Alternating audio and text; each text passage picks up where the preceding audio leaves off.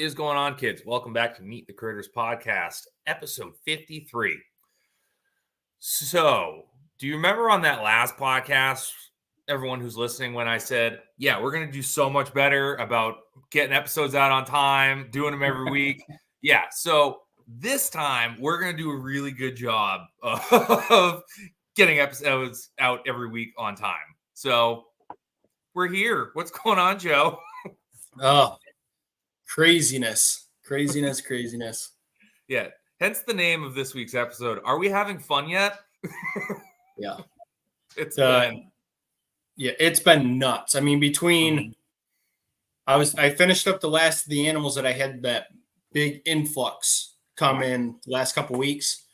I finished those up today. I'm done. Nothing's in the reefer trailer. I'm cleaned out, good to go. But we're going, full bore on the new edition. Oh yeah, we've got 4 weeks before fair. Oh, so that doesn't leave you a lot of wiggle room to get it done and tested. Yeah, exactly. That is almost more important than just getting it built and tested. Because all of a sudden you're going good for a day and a line got pinched, you didn't know, or something, and all of a sudden now you're in the middle of the fair and things are dropping. Yeah. I'm really hoping that we get at least one of the cooler units up and running for a week before fair. I've got solid. 3 out there, and they're all big enough to power the whole setup. Right. So that's so nice. That's so nice because it's on my end this week. I'm not as highfalutin as Joseph over here. I am running air conditioners and box fans, trying to keep my shop down to like a manageable temp. And of course, this week I had that 1,300-pound monster. And luckily, I knew I had a big beef coming in on Monday. So I got the ribs and the short loins done last week. I was like, these have set long enough. They're looking good. I need the space because it literally took up 2/3 of the cooler, that 1,300-pound beef. So I got those done. So like the super fatty stuff was like out of the way, but I could only go at like, I can't even call them quarters because it was from the forequarter, not including the rib, and the hindquarters, not including the short loins or sirloins. So even pretty much what, 8s? Yeah, 8s. So I was doing an 1/8 a day because just the size of it. But then by the time it was done being cut, it was already starting to creep up to like 70 in the shop. And you don't want to work with that. And it's not just the cutting aspect of it. Then I have to pull all this stuff back out, package it, and get it into freezers. And again, you don't want stuff hanging out in that temp. So yeah, our shop has been ridiculously hot. Like, shut up, Pip. Could you smell the smoke from there? But yeah, my shop's been crazy hot. But we're installing a mini split in the cutting room. Nice. I have to for the amount of animals we're going to be putting through.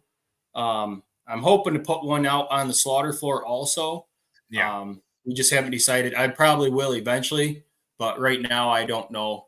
Because you figure if I get another guy in here working with me, we could easily do 4 to 5 beef on a slaughter day and a couple pigs. Yeah. That's a lot. You're going to be out there all day long, and you got the hot carcasses, and we'll probably there was not a cooler or a AC or anything on the slaughter floor at the USDA shop I worked at. Yeah. Middle of August, and you're doing 8 beef. And usually my boss, because I'm me, like this story only makes sense because I'm me. It usually ended up working out that my boss would try to bust out as much as he could do in the first like 2 or 3 days of slaughter. And if we finished everything on the cut floor, we're going to be finishing everything early on the cut floor, they usually just gave us Fridays off.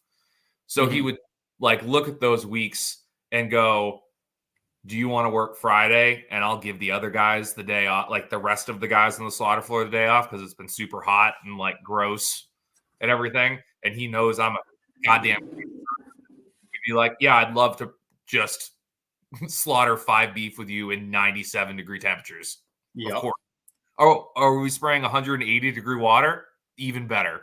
Like, yeah, it's people don't think about the temperature because like I've had a lot of people stopping and checking out the new section on the shop, and they don't understand what the pull down cooler does.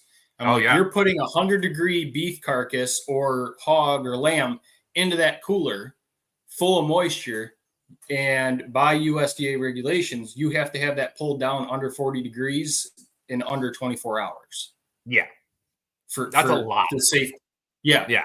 And when you go, that pull down cooler can handle 12 beef, 12 hogs, or 18 beef. And I can't remember how many hogs I figured all for one day. Right. So it's crazy. Yeah. So I have 2 5-horsepower single phase units. I can't remember the BTUs on them. 2 of them going in the small cooler. Yeah. For max capacity. I won't run both of them right now, but I have them there. So when it's nice to have that. That's awesome. Yeah. The one thing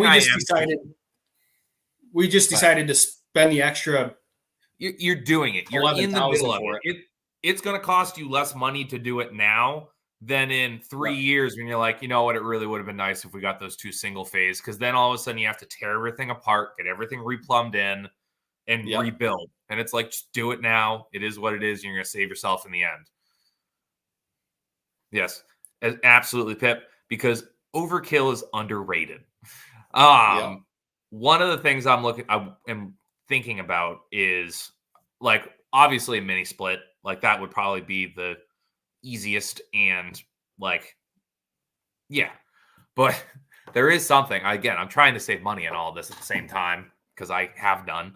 But my grandfather gave me like it's a compressor, but it's off like one of his trucks from when he owned his milk company. Mm-hmm. So he's like, it was running when we pulled it off of the truck and put it in the basement. And it sat in the basement for, I don't even like probably 10, 15 years. So it needs to be completely torn apart and like cleaned out and redone. But I have a buddy now who's in HVAC and likes pork. So I'm going to see what he can do with it. And he's like, if he can find a random fan unit and just toss one of those in there for the shop. Because the fan units are actually the cheaper part of the whole unit. They're the cheaper part. They're the cheaper part of it. So you can pick up a small 2-fan unit used for $200, couple $100, easy. Yeah. So if we can Frankenstein together a redneck air conditioning system out of a box truck compressor, I'm game for it. Like, so I want to test that out because like at the shop I apprenticed at, it was a 4-fan unit that they had the owners before the guy I worked for bought it. They just put had an old compressor unit and had a 4-fan. So every time you turned it on, you had to make sure everything was off the counters because it like when you turned it on, it was like a hurricane. So like it only went on like in like how the last week here was, where it was 95 to 100 degrees every day. And it's like, it's got to go on. But it was god awful and you couldn't hear a goddamn thing. But I'm like, I could probably make that work. Yeah. As long as I can keep that room, 60 isn't ideal, but if I can keep it under 60, fine. I can absolutely work with that safely. Yeah, that's what I figured. If I can keep the cutting room, around 60 degrees, it should be more than fine. Because the way that we're set up is now, we can take off the front quarter and push the rest of the half back into the cooler, break that quarter down, have it packaged in the freezer, pull it back out, and break down the next section. But we're looking at the way we're booking right now. When we go USDA, I've had an overwhelming response to trying to go USDA. I've got quite a few people interested in bringing their animals here, which will make it steady. Well, But we knew that. We knew that from the beginning. Like when we first started, even it's like a lot more now. than I thought. I was like steady customers, as long as I do a good job, which I know I do a good job. It's just showing them what I can do. And all of my other customers that I have now, like I'm getting so many good reviews. I wish they'd put them on like Google or Facebook, but like Right. just people calling me out of the blue, telling me how good of a job I've done. They've never had it done like that. Guy So picked up nice. lamb today, So and awesome. he's like, can I have a pork cut sheet? I got a pig that's coming to you in the fall from this such and such farm. And I'm like, yeah, sure. I printed it off. He goes, oh, I'm like, oh, bad? Or he goes, no, you have way more options on your cut sheet than any other place that I've gone to around here. I said, it's just normal for me. And I don't think I have enough options. I tried keeping it basic, but I wanted, a decent variety for people. Right. Yeah, it's interesting figuring all that out. But because I know how many people look at me with like, so when are you going USDA? And I'm like, when are you forking over a whole bunch of money for me to tear down and rebuild my shop? And they go, huh? I'm like, you're dealing with the Wild West when you deal with me. Like, like, do you remember how I just put a bullet in your cow's head next to a little Tykes fire truck? Like, we're not on that level. Like, and we're probably not gonna be. So I can only imagine your setup is. I am very jealous of your setup, and I am very excited to see it this fall when I head down. When we head down to SRF. But I can only imagine how many people are beating down the doors to get you to be USDA. And the nice thing is, you're there. Like you just said, you've built the entire shop in a way that it is essentially a turnkey USDA facility once everything's going to be built. Yeah. That's fantastic. That's the way I probably should have done it. But then at the same time, I'm like, I'll never go USDA and it's fine. Yeah. Well, that's the thing is I had the right, we've talked about, I had the right investor. You have the right situation. If I was doing it myself, I wouldn't be going USDA. I'd have a small shop like yours, and I'd be fine with that because I'd keep busy enough. I mean, right now I've got, just for me alone, what I've got booked for this fall, like I can't do it on my own. I've got like 50 something hogs and 40 something beef and some lambs, and that's before deer season. I've got deer season, awesome. And then so that's awesome. I don't necessarily need to go USDA, but it's going to make it steadier. So when I start pulling employees on, I don't have to worry about going through that super slow period that custom exempt in the spring, like both of us hit this year. A lot of the farms around here are they might slow down to like one beef, but there's probably a good 20 farms around here that are putting up like small little store fronts at their farm, and they need the USDA for individual cuts. And even if I got 8-10 of those farms on a steady basis, they're bringing in animals every month, every other month. I can count on that. So it's a lot steadier than, custom. Everything's packed in the fall, and you're trying to do as much work to gain as much income as you can in the fall, and to make up for the slow time you're going to have come spring, early summer. So, and one guy can only do so much.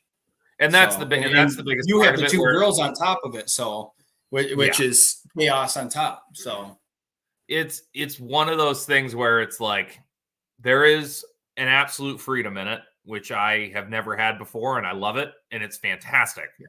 But there is also an insane amount of fear that I have also never dealt with in my life, because there is that up and down of like, oh God, like I don't have anything. Mm-hmm. Like I have the next probably month or so planned out pretty good, but like I don't have fall appointments.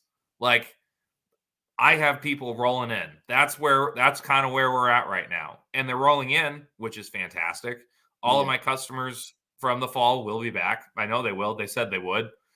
And I'm also like, I am that person where it's like they can pick up the phone and go, hey, And I go, yes, absolutely. Perfect. We'll get you in as soon as we can. But I also think that hunting season is going to be pretty big for me this year. We're making some shifts. I've made some friends with some customers and things like that, to where it's like, I think we're probably going to be processing around 50 bears this year. Like, that's going to be huge, and that's going to open up. What do you make on average for like an average size bear? Like, it depends. Like, it's usually around 200 to 250, but it's an in and out thing. Like, it's think of pig, or you've done bears before, right? I've done one. That was it. Yeah. We don't have a ton of bears killed around us, so right. Think about it like, I was gonna say a pig, but leaner, but they are fairly fatty. But it's such a different fat that it's like you're taking all of it off anyway.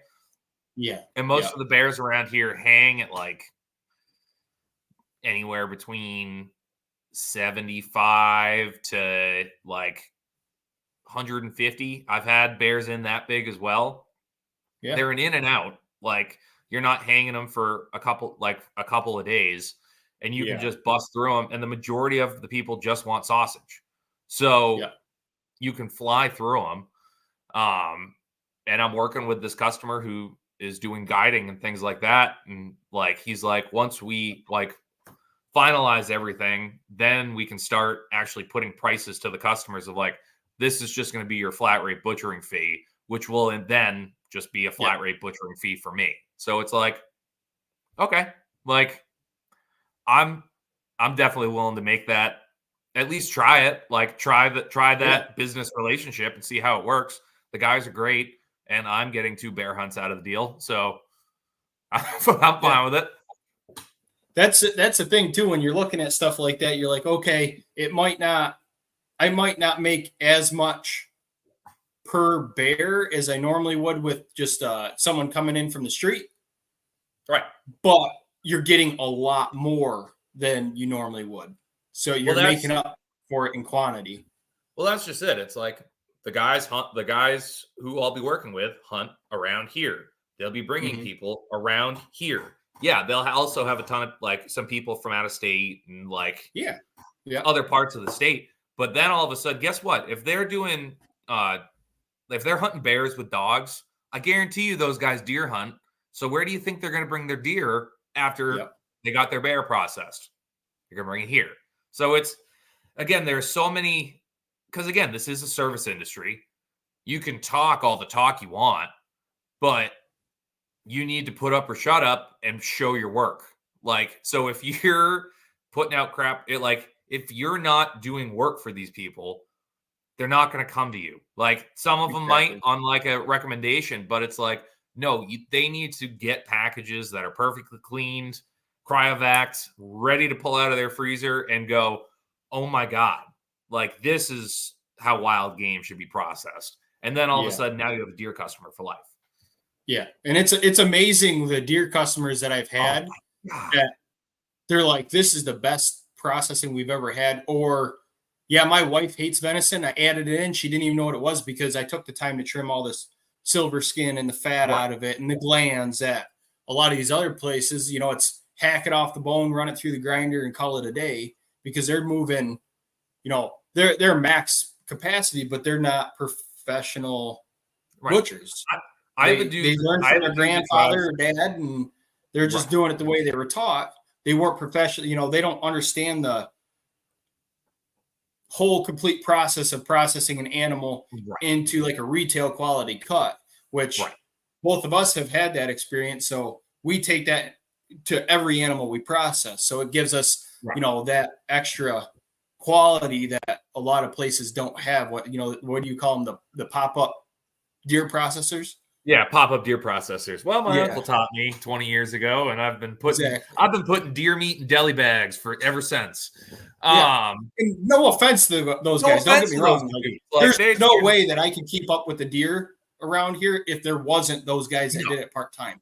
And I don't know what these guys do quality-wise. I've never taken my deer to other people. I just know what I put out, and I know what my customers bring back for feedback to me. that's the thing that I say to people. It's like, I've never personally met the person who I'm usually talking about. All I know is, since I've been open, I've taken quite a few of his customers.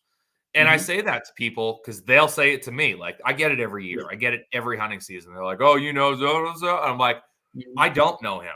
I know of him. I know the reputation. I also know he shares every single post I put on Facebook from the shop page. I know he shares everything I post. So I'm like, I'm not going to talk too bad about the guy because he obviously doesn't have a problem with me. I don't really have a problem with him. He just does not work the way I work. I do this for a living. Yeah, I was just talking to a couple people that stopped in the other day, and they were talking about, I see your competition, had a misfortune thing. And I'm like, I don't view any of the shops around here as competition. I don't. Because the way I feel is if I'm not doing my job properly and my customers go to someone else, that's their choice. Yeah. I need to do a better job. And it should be that way for everyone. Like, I try very hard not to talk bad about the other processors around, especially to customers, because it's just, I don't know. I don't want to put that kind of persona out there, especially being the new guy, in the area. I don't want to badmouth anybody. I don't know what they do in their shops. I never worked for them. I've never taken anything there. I don't know. I can't. That's what I try to tell my customers when they bring concerns to me. I'm like, you have to talk to whoever it is they're telling me about, and hope that they correct the issue. If they don't, then then okay, then whatever. I mean, I'm not going to complain that I'm gaining customers from exactly, and that's where I'm at. I'm like, it's almost like I look at it like, yeah, of course. Like, and this sounds super cocky, and I don't like it, but it piggybacks off what you said, where it's just like, if they go to somebody else because they didn't like your work, that's your fault. Like, exactly. You don't need to badmouth them because they took your customer. You didn't do a good job, and they went to somebody else. So when I have people look at the packages, I hand them out of the freezer, and they go, "This is the most, I've never gotten deer like this." My response isn't like, "Oh, wow, really?" My response is like, "Damn right." Like, damn right you haven't. That's why I'm here. That's what I'm doing. That's what I do for a living. That's why we're here to do this. If I didn't go into all of those customers with that mentality, why would I even be open? Like, that's how I look at it. Yep. Yeah, but everything's coming together pretty good on the shop. Good. Spray foam got finished today. Nice. Yeah, so that's done. The rest of my parts came in for the rail system, except for the rail scale. That should be here early next week. So we'll have the whole rail system will be done.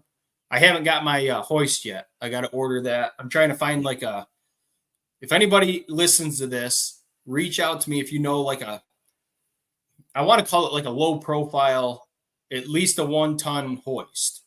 I want to give myself as much head clearance as possible. Just get one of the chain hoists, like an engine crane, like an engine hoist.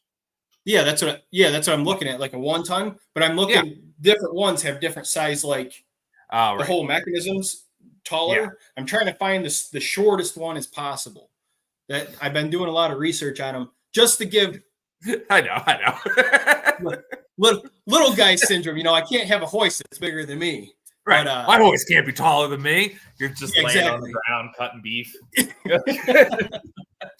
No, I'm just trying to get, because I really wish I went with a 16-foot wall. Right. And the 14 is going to be fine. I'm just trying to maximize that space just in case I get some massive animal.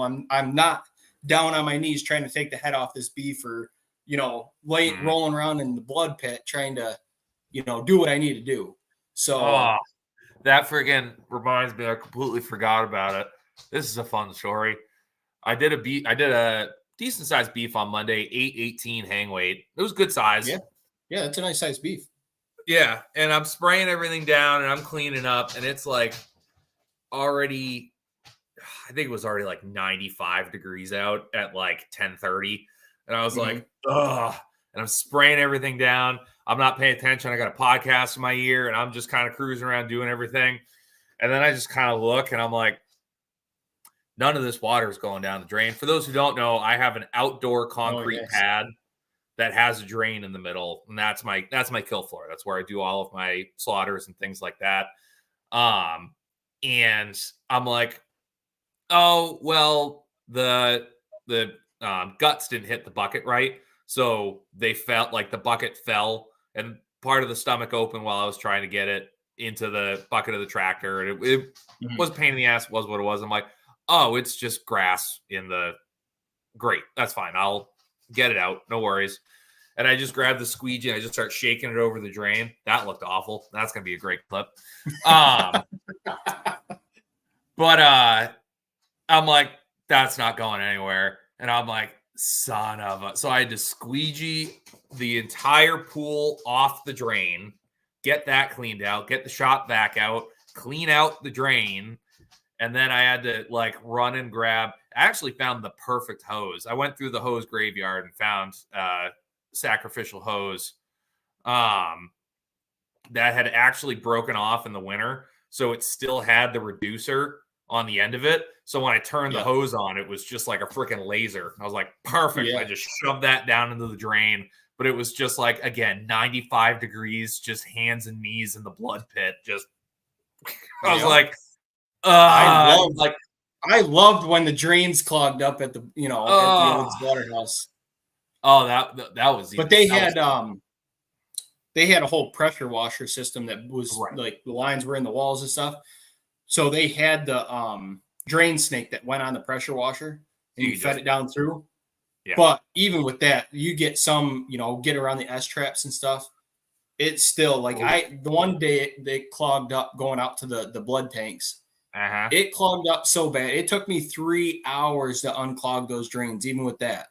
Yeah. I couldn't imagine doing it. Like if I didn't have that tool, it would have been a professional plumber's problem. Oh, for sure. And that would have been a premium. That's a premium just on its face of like, oh, I'm sorry. That's one reason why I'm going to try catching as much of the blood in the drum beforehand, because it's not a long ways from the slaughter floor we put into the separator tank out here, but it's long enough that it could cause issues. I mean, it's all 4-inch drain. Yeah. So it's still, it's still, you get what? 25 gallons of blood out of a big beef, easy. Oh yeah, in one of those drums. Easy. And guess what? When that coagulates, yeah, it's like a giant blood clot in the drain. It's gross. Yeah. Justin Radlin, good to have you. New face. I was just gonna say that. Yeah. You see, it's. Oh, I did see that. I just didn't have a good point to pop it in there. I have not been on a bear hunt yet. I just got my first deer this year or last year. Like, again, I look like I've been in this in my entire life, and I apparently talk like it. My mom worked at a bank. My dad owned an auto body shop. I am new into all of this. So I didn't grow up with it. So I'm excited. I'm excited the shop is now allowing me these abilities to go on bear hunts and things like that, making these connections. So I know I'm going on at least one. And then those comics that came up might also be going on a second one with us. I told them about it, and they're like, absolutely, we will do that. I was like, I'll facilitate everything. You guys literally just have to show up. They're like, yeah, for sure. So we'll see how that goes. There's a decent bear population in our area, but they're not like all over. I've never seen a bear while I was out hunting. And I've hunted since I've been out hunting with my grandfather since I was 8 years old. Yeah. Well, I've never seen a bear in the woods during hunting season. I've walked up on mom and cubs when I was fixing fence. I've walked down the road and had bears come out and walk across the road in front of me when I'm out walking. I've seen a ton of bear. I've never had the chance to take one. Well, it's like That's where it gets into a weird debate with people. Because again, you're in New York, for the people who don't know. So I'm sure Yep. you don't allow baiting or dogs. No. Well, I'm not sure about dogs and bear hunting. We have coon hunters and coyote hunters. Right. But we can't bait. We can't bait anything. Right. So New I Hampshire. think you can bait coyotes. You can put Yeah. like a pile out and bait coyotes, but I Yeah. don't think, I'm pretty sure you can't bait bear, and I know you can't bait deer because they're crazy about the chronic wasting disease here. Right. Which that makes sense. But so we have baiting and dogs.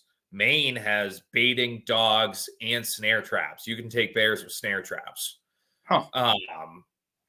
And we have a high population of them, but it's what people don't think about is, well, they probably do when the people are like petitioning all these things to like stop the bear hunt and stop using dogs. It's the same thing like that. It's the same argument when it comes to mountain lions.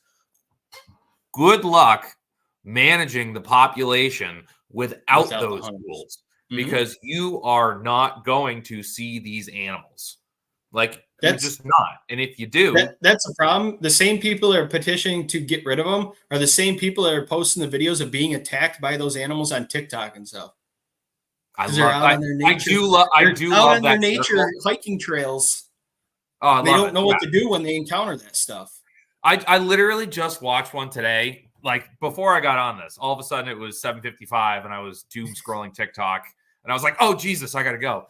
And the video I was watching is there was a juvenile black bear, and it might not have been a juvenile, it might have been a small sow, but it was just in this like snack shack, like wherever these were. And the dude was, I was gonna say from me to you, but you're 3 states away, but like right here. Like, it's just right here, and it's just sitting there. It's got its arm on the counter, and it's got something on its arm. And they're just filming, laughing, watching, and the bear turns to walk away. And just as that happens, the person who works at that shack walks to go into there with a giant pot of like chili or something, scares the crap out of the bear, and the bear just rears and like goes to grab, barely misses her. And everyone's like, oh my God, are you okay? I'm watching that going, okay, one, none of you warned her. You're at a shack that is more than likely in a fairly open parking lot. You saw her walking there. Like, she served you your food. You know she was walking back here. You don't go, hey, there's a bear. And it's like, there wasn't a single person there that got up and was just like, hey, my kids are here. I'm going to go freaking wave this bear off or do something. Because in my head, I'm like, the second that someone goes, oh my God, there's a bear in the like shack that we just got food from, it's like, I got it. I have the ultimate deterrent for that. I'll just yell at it until it gets a high-speed lead injection, and then I make the evening news. Good or bad, we'll see how that goes. But no, it's like, we had a class in a high school, fish and wildlife class. It was like the only one in the country up. I don't know. There might be more now. I don't know. He was trying to help other schools set it up. But that's one thing he told us. If he's like, you encounter a bear, the best thing to do is make it believe you're bigger than it and try to slowly back away. Yeah. So if you encounter a bear, if you don't have mace or a gun or anything, find a really long stick that you can twirl, because the spinning motion, they can't. It makes it seem like you're much bigger than you are. Stick, hands up, and just start screaming as loud as you possibly can. But it's like, those people, I'm watching it going like, there's a part of me like, oh, that's kind of funny. But then there's also the part of me that deals with these animals on a semi-regular basis. Like, not usually alive, but like I've dealt with them. And it's like, you are so freaking dumb. That bear could have been over that counter in 0.2 seconds and in your face. Like, it's just nuts. But you're absolutely right. The people that are like, we need to save all the bears, are also the people that's like, why am I not allowed to run by myself in late August through this national forest at 115 pounds. It's like, because you're prey. Yeah. Like, the second you get out of your car in that location, you are no longer Sharon, who's trying to work off the rest of that baby weight, and you finally get 10 minutes to leave the house. No, you're prey. That's what you are when you enter that area. Bears are scary. First time my first big bear encounter at our old property my brother has right now. I had goats and stuff. Well, I had a goat pass away. So we took it down in the woods and put a trail camera on it just because I think it was only our first full year of owning the property. So I put a trail cam on it thinking, I'd get pictures of any predators in the area just so I got a better idea, like if we were dealing with coyotes or whatever. Well, the next day I went down just to check it because I was curious after work, and goat was completely gone. Dragged right off. I'm like, whoa. I mean, it wasn't a little goat either. And so I checked trail camera, and there's pictures of the goat. And then in the next picture, it was just nothing. I'm like, what the? So I took the SD card back down, put it in the camera, and I started walking, trying to follow the trail. And when I was walking up on it, it would there was areas where they stopped, and it looked like, I thought it was coyotes that got it because it was like the grass is all stomped down. You could see where they were tearing fur and stuff. And then there's like a little gully, and I found it down in the bottom of this gully. So I'm like, okay, after my brother gets home from work, I'll have him help me drag it up out of here. We'll tie it to the tree with wire the horns to the tree so it can't get dragged off this time. It was like 4 or 5 hours later, middle of the day. I told him about it. So we go down there, and his buddy, he had his friend over checking out the farm animals, him and his kids. And he was freaking out because he's from California. He's like, oh, yeah, we have to pay to see farm animals. He's like, this is awesome. Like, he was just mind blown because he's never been around it. So we, all three of us, go down in the woods, get to this gully, and it was gone. I'm like, what the heck? They came back in the middle of the day. I was like, all right. Well, there's a 2-inch sapling snapped right off. Jokingly, I was like, yeah, it's probably a black bear, just to get his friend all riled up. I was like, you guys go down the trail. It's thick brush back. You can't walk.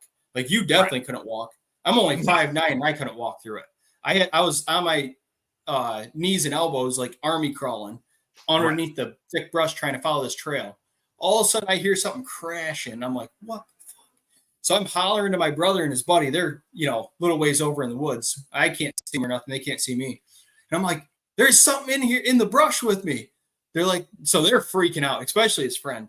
So I could hear it take off running back towards where I came from. So I get out of there and I take off running, and we both came up out of the gully at the same time. And I looked over 80 feet next to me, massive black bear. Mm-hmm. I'm like, holy fuck, it is a black bear. So then my first instinct was to just start screaming, hollering, and I chased that thing for probably 120 yards through the woods. No gun, no nothing. You're just sitting there going, I'm trying to look big, but it's really hard. It's a genetic issue. Yeah. Please respect it. Yeah. And the bad part is I am the biggest one out of my family. My dad and my brothers are only 5'5", 5'4", somewhere in there, 5'6". Yeah. And so we're not, so I'm chasing this freaking thing out through the woods, and his friend is freaking out. Yeah.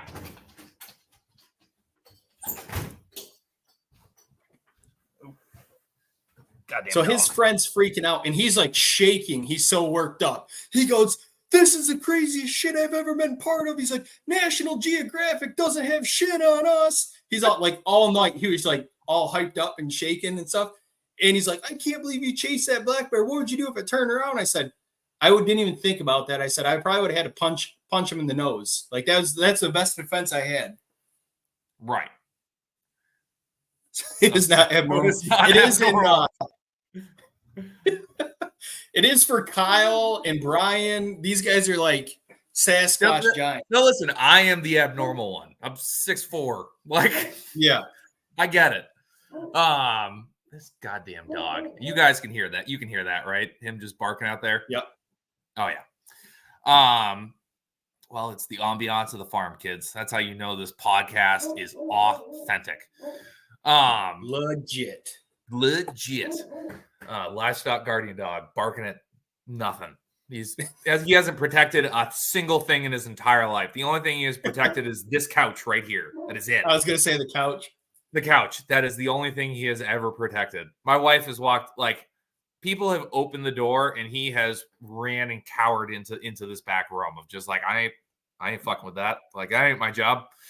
It's like, cool, dude. Like, used to be. Thanks for the backup. Yeah, thanks.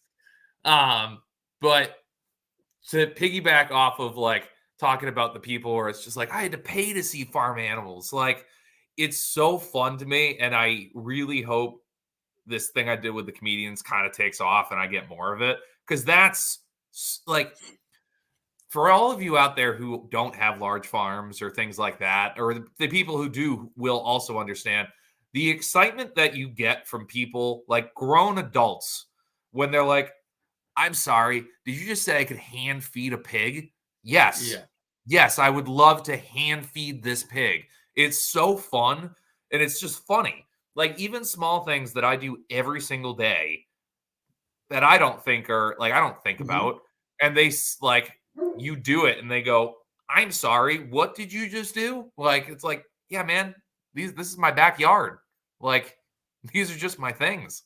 The Tommy Pope, who was up, they finally did like a podcast where they could actually sit down and talk about like their tour that they just finished up. We were the tail end, or pretty much we were the tail end of their New England tour. And they finally had a chance to talk about it. They spent a good 15, 20 minutes talking about it. I think I sent it to the group. If I didn't, I will. I haven't been in there much. I'll have to look. Yeah, if I did not send it, I will send it as soon as I get off of here. But like, just hearing them talk about like what happened for me is a normal Tuesday. The abnormal part is that they were there.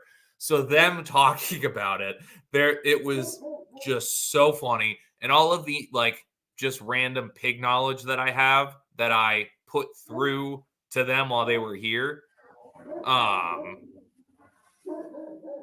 Yeah, Pip. I think I've sent the whole podcast. I might not have. I will post it in the group after this. But yeah, just like the trickle down effect of my information to a comedian from Philadelphia just repeating that same information is like, that's not it. But I like your enthusiasm. Like, so that is always fun. That's like a guilty pleasure to me, to like have people out that don't understand the experience of living on a farm or any of this. Yeah. And then just walking through on your normal day with them. They just go, I don't understand your life. Like, I've buddies who I've had for years who has seen this entire place grow. They'll still come up and like do chores with me or just walk around. And they're like, I have no idea what you're doing up here. Yeah. Like, what are you doing up here in the middle of the woods? It's like, this shit. Yeah. Yeah, I got, when we lived at that place also, the neighbors that lived below us, they were from the city. And they just had a camp out there.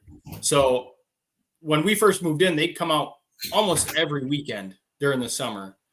And I'd go down there and have a couple beers with them, sit around the fire. And they always, like, they loved seeing the farm animals. Right. And then, you know, we got along. So I'd wake up at whenever. I'd be sitting in my living room drinking coffee after I got my morning chores done. And I'd just see a bunch of kids or the neighbors all out there looking at the goats and the pigs and the chickens and stuff. Well, I actually commented on Zach's from Tri-Oak talking about his La Mancha goat, the one with the no ears. Yeah. And I used to have those. And he come up, that neighbor, we're standing there talking about the goats. And he's like, yeah, I really like to have goats someday. And he's like, I really like them. He goes, but what the heck? He goes, what's wrong with those ones? They don't have no ears. And I'm like, yeah, I cropped them off to make them mean looking like pit bulls. And he's sitting there. He's like, yeah, they do look real mean. He believed it. Like, he ate it all up. Oh, and I let him believe it for the whole weekend. Oh, it's like, the best. You get to just, because again, it's just, for us, it's just simple information. For them, everything we say is we are the subject matter experts to them. And it's so fun to fuck with people. And I love, teaching people and talking about the farm and all that. So that was the whole inspiration in starting YouTube. And now what I'm doing on the TikTok and stuff. I mean, I haven't done crap on YouTube. I just haven't had the time to edit videos and deal with it. And I edited a video today. It's all edited. It will go up tonight. My return to YouTube will be back. But even still, I did a whole hindquarter off that 1,300 pounder. Like I did a whole breakdown and everything. And I had a moment which will change YouTube, like how I do YouTube entirely for me, is like as I was editing it, I did the whole breakdown of it, like because again, it was hot, so I'm trying to get everything off the hook into a lug into the cooler. So the first half of it was me just breaking everything off the bone with the different muscle structures and everything. Then it went into cutting it. And as I'm editing, I'm like, that's only 12 minutes long. I guarantee you more people are going to watch this video because it's 12 minutes long, or going to click on it because it's 12 minutes long, as opposed to a long 24-minute long, or not the 24-minute, like the half-hour long video that they would watch if I finished editing all of this now. So it's like, we're going to try that. We're going to try parts, part 1, part 2, part 3. Yeah. We're going to try that out. So all of my people who are following me here on TikTok, I appreciate you and I love you. And I apologize. I've been gone for a while. I'm back with the milk. We're going to get more videos out. We keep saying that, but then we just don't. So yeah, we're both crazy busy. Like I swear that we will be back next Saturday with the podcast. I already told Joe before this, I'm going to work on guests this week. I already know a handful of people that we can get on from the TikTok universe. I actually want to reach out to a couple people also and try to schedule some more. I was going pretty good there for a while. I know you were doing way better than I was, and then it was like, well, I slowed down doing everything on social media when we picked up doing the new edition. Right. Like I'm so busy right now. I'm like the cows aren't getting moved like I normally normal rotation. Yesterday I went down and moved them in the rain because I seen cow tracks up by my cabin and they're supposed to be all the way down at the neighbor's bottom corner. Like I knew that red and white steer, he came all the way back up to steal the rabbit feed out of the feeders. That's what he was doing. Of course. And I got back to, I called Danae because she was out of town for the week and I wasn't going to move cows till today. And I wasn't going to move them till today so I could spend time with her and the kids because I hadn't seen them most of the week. And as soon as I seen the cow tracks, I said, nope, because I'm going to get a call at 10 o'clock tonight that the cows are out and I'm not doing that again. No. So I went down there and I just got them moved. I got them a new section, which is a good thing because my milking shorthorn fresh, and I don't know if you caught that on TikTok. Yeah. So she had a bull calf, and my last Santa Gertrudis cow is like swollen up and filled right up with milk. Yeah. So hopefully any day I'll have my last calf of the season, and nice. I got to get the bull lined up. So go for it. I'm hoping it's not a bull calf because that cow is nuts. But I told Danae if it's a bull calf, she's going down there with me, and I'm going to have her record me trying to ban this bull calf. Because if I don't ban him now, you won't. He's not going to get banned, and I don't want to deal with it. No. So that good on at least the milk and shorthorn, I can do whatever I want with those calves. Yeah. Good on you for the content. Good for you. I'm proud of you. Well, the problem is I do a lot of that stuff on my own, and exactly me too. I'm more worried about getting the job done, especially in an unsafe environment, than trying to get content to put out because I'm not gonna get myself run over by a cow for a video. I got too much going on. I can't be. Even though you'll get a ton of follows off of it. Still not great. Fran wanted me to start grabbing piglets and run them and just run away and have the sows chase me. And I'm like, how about no? They run way faster than I do, and they can bite through bone. So yeah, that's people I'm don't all set. understand. Like cows can do some damage, but a Yes. 500 or 600 pound sow can do some major fucking damage. Like If when we cut these last piglets, Callie wanted to kill me, she would kill me. oh yeah, Like without a question. they will eat. People don't understand that pigs will eat a human while they're still alive. Oh, If you go down and you without can't question. get up, and they think you're like, and they're hungry, I've heard stories on people like. I heard one story where a guy, he raised pigs his whole entire life. He had a heart attack in the pig pen, woke up, and his leg was gone. Yeah, or Yeah. in the process of being gone. Yeah, they pretty much cleaned his leg off. Like, Yeah. that's nuts. Yeah. Well, so my random project that I have to find time materials for this week is the piglets are going to get moved. Do you pull yours? Like, I was thinking about pulling them around 6-7 weeks, getting them off. So mom. I base it off how they're interacting with the moms and how the moms are doing, and if the moms are losing a lot of weight. Yeah, because that's where I'm at. Both the girls are looking pretty skinny. Thin. Yeah. I just put a TikTok at it before we got on here tonight. Fiona looks pretty skinny, but she's okay. Tally looks fine.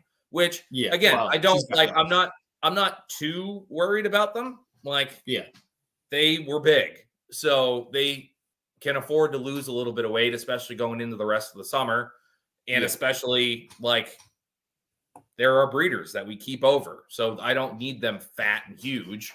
I'd rather have them thinner and healthy. That's what happened with my main Galitza sow. Is she got too fat? They get too fat, they will not reproduce. And now you're just dumping money. I'd rather have them in good shape. I'm going to build another small paddock on some fresh grass. So once I pull the piglets, I can get them on fresh grass as well. So they have a nice little spot, and I can let that paddock dry out and just have some growth to it. You can walk through it, and you can see everything budding. But again, it's like that because as soon as there's any green, they just pop that right out.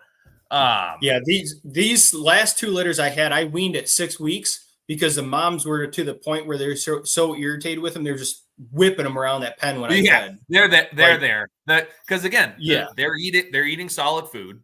They're eating most of the pellets. I've had to almost double the amount of feed going into the sow pen just because they're eating it too.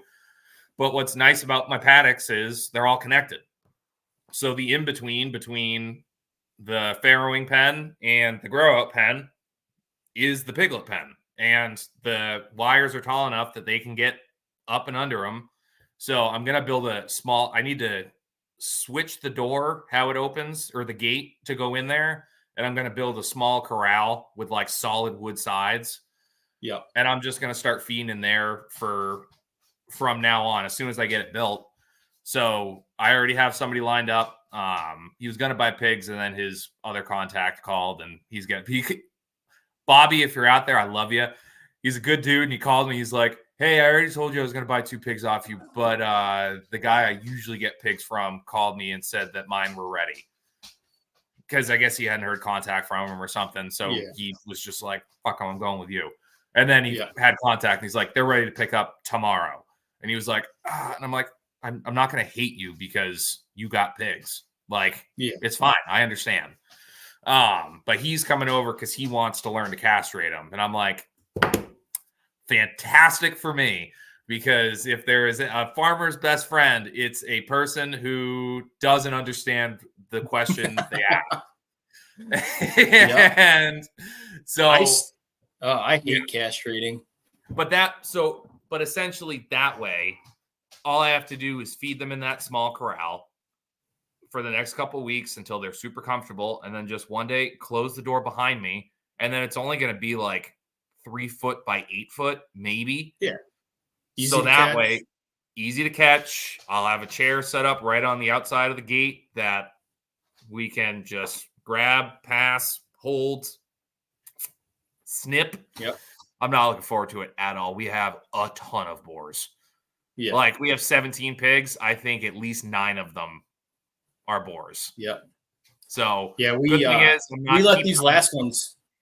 these 2 litters of pigs, I super happy with. Like, they're 8 weeks old this week, this last litter. I have one more gilt left that's spoken for. He just has to come pick her up. And those last 2 gilts, they had to be at least 60 pounds or more. Yeah, man. Yeah, I grabbed a hold of that one today, and she was dragging me around. People don't realize how strong those little shits are when you get a hold of their back legs. And it's like, to carry one, I always say it's like a furry shake weight, because it just sits there and just tries to run, even though you're holding all 4 of his legs. And you're just sitting there going, like, trying to hold on to this thing. And it's not super fun. So I would just want to get it done. Like, moving day and castration day are just going to be the same day. We're going to bite the bullet, do it. It's a pain in the ass. Get all the stress out at once. Get all the stress out. Needs to be done. We're not saving any boars out of this batch. But what I am super excited about is, so it's super cool. And I think I mentioned it a little bit. Like, if you look at Tally's piglets and then look at Fiona's piglets, they're very different. Tally's piglets are chunks. They're built very much Hereford-like, similar Hereford coloration, almost all red. And then Fiona threw a bunch of the wild, crazy colors. Like, her piglets still look fantastic, but I'm literally keeping 4 of Tally's pigs and Toby. I have to keep Toby because I just have to. For those who don't know who Toby is, please go follow me on TikTok. Toby is my gilt that we named Toby during a Roots reference in a TikTok. No one gets that. Everyone loves Toby so much, and everyone's like, apparently none of you saw that. I got it instantly. I know you. I'm going to call you Toby. I started laughing out loud. I know. Like, what? And again, are you laughing at? I had to show her. Yeah. She's like, huh? I'm like, white pig named Toby. It's for Roots. Oh, she says. I'm like, yeah. Yeah. Honestly, the fact that I got the white one was a fluke. Like, that's what people don't realize. They're like, oh my God, you're gonna keep Toby forever, right? And she's gonna be amazing. And it's like, no, she's a feeder pig. If I had grabbed that other brindle one like I was planning on doing, which would have made the joke aggressively worse. It like, you guys would have been calling that one Toby. Which if anything, we'll check my words here as I say it. In those TikToks, for those who don't know, I reference Toby in almost every single TikTok because now she basically has a following. And I go, I didn't realize she was a gilt until like 3 days after calling her Toby because I didn't look. Like, I just grabbed the piglet. So I now refer to her as Toby, my son, who's also a girl. So she's a white pig named Toby based off of Roots that I make a slight transgender joke every single time I talk to her on TikTok. So it's pretty good. Pip's laughing at the Toby reference. But again, I put her in every video because it's like, it's just one of those things that catches people. I have random people comment Toby on a video that has nothing to do with Toby just because I zoom in and out on her. If I had more time, I'd have a boatload more baby goat videos on there. And I've got some crazy nice colors. Like, I'm pretty impressed with these baby goats. They're nice. I like them. I mean, a lot of people like those spotted, flashy looking kids. So honestly, I'm finding the recipe to success is just randomly naming animals weird names. Not that like Toby and Kevin are a weird name. It's a weird name to call a pig. And then you just got to be kind of mean to them or overly affectionate. That's the recipe right there. Everyone fucking loves Kevin, but Kevin's going to the cooler in 2 weeks. Yeah, everybody's like, don't talk to Kevin that way. I'm like, this is the nicest I'm being to Kevin. I laughed so hard at that one's like, oh, we're peace offering to Kevin. You threw all that bread rolls in his face. Oh, that was a different one. The peace offering ones, I offered him a banana. And then I said, fuck peace offering. I took a bite out of the banana. Oh, yeah. No, the other one is, I had completely forgotten this was a trend. If anyone's on TikTok and they saw the we throw shit at Kevin, who's Kevin? Kevin, and he just throws something across the room. Yeah, I had completely forgotten about that one before I named him Kevin. And then Zach from Tri-Oaks, who's been on here before, said that to me, and I went, "Oh my God, I completely forgot I did that was a thing." Guess what I'm doing? That one did pretty good. The algorithm is back to normal. They were pushing agricultural and farm guys for a while there. I had that hot streak where I gained 6,000. Fran gained 70,000. But everyone in our space, whatever button they push or filter they push to push people towards or away things, it was heavy on ag because all of us, if we were putting out content, it was going crazy. I had videos. I wish I would have got in a month sooner. Well, no, it wasn't even that. It was 2 weeks ago, a week and a half ago. We just but I mean, if I was a month sooner, I would have more content out, and the algorithm would pick me up. Some of my random meat on the hook thirst trap videos that I put out. I had one of them at 60,000 views. I was like, what the fuck? But now I'm not complaining. No, I'm not my complaining. TikTok videos are doing way better than YouTube has ever done in the last year and a half that I've been doing it. Yeah, I'm consistently hitting right around 900 to 1,500 views, which comparing to my YouTube is way up here. Yeah, so exactly. I've got steady growth on TikTok. So right, it's nice. Pip, I wish you could give me that much credit. I didn't even think of Kevin Bacon. I literally awesome. We're over an hour. I don't even care. We're going behind the music. There's 3 people in here.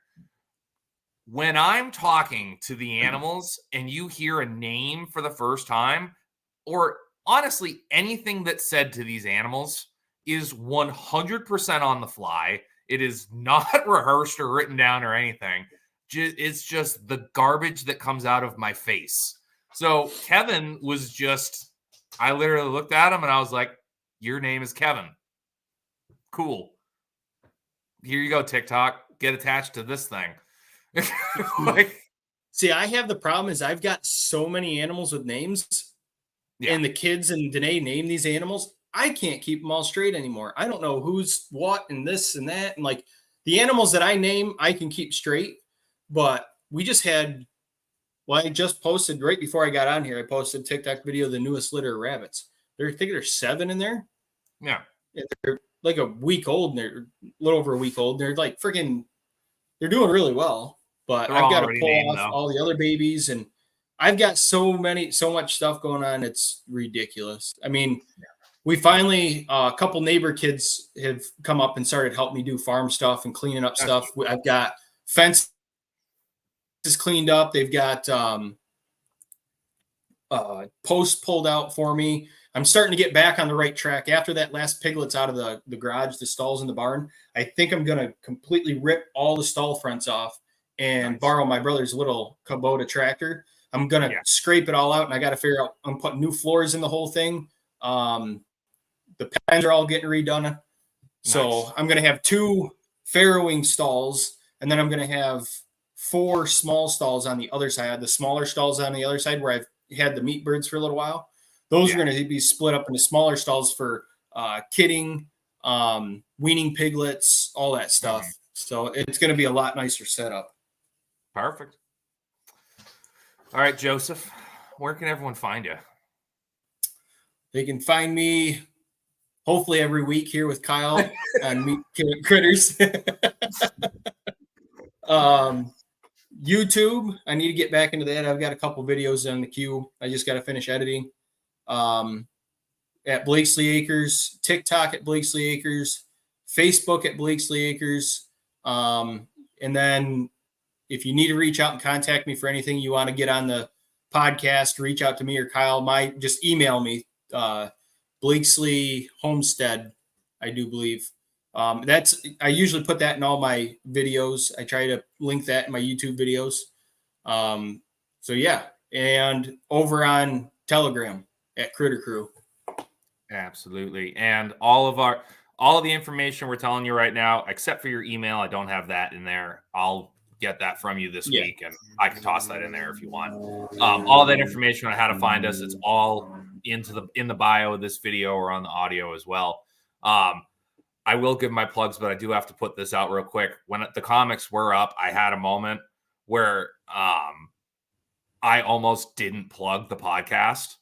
I was in the middle of the slaughter and I mentioned something about the podcast, and Tommy, being a podcast pro, goes, "Oh, what's the name of your podcast? Where can they find it?" And I was like, "Whoo! I never would have heard the end of that one. Whoo, boy!" Yeah. I still haven't heard the end of it, and it was my first new podcast. Yeah, but you're still here, and I still love you. So it is what it is. You can find me everywhere at backwoodsbutcher603. That is YouTube, TikTok, and Instagram, even though it is a wasteland that nothing gets posted. Still there. Start following me on there. Maybe I'll go on there more. But yes, I should be uploading a video tonight onto YouTube, so we will be back on YouTube. Again, we're hitting TikTok hard. I will post. I probably won't connect the podcast that they were talking about me into here. Go over to the Critter Crew. I will post it into there so everyone can listen. And I will keep everyone posted as soon as I know what is being posted from what they're doing. I know they have a ton of footage. I know their main video they filmed is more than likely going on their Patreon. So most of my viewers probably won't be able to see it, but I think they're also going to be doing a free one as well. So we will see about that. But nice. I appreciate all you folks. We love you. We still got 3 people in here listening to us ramble. So I appreciate it, folks. I really do. But until next time, which will be next week. Yes. We will see you next time. See ya.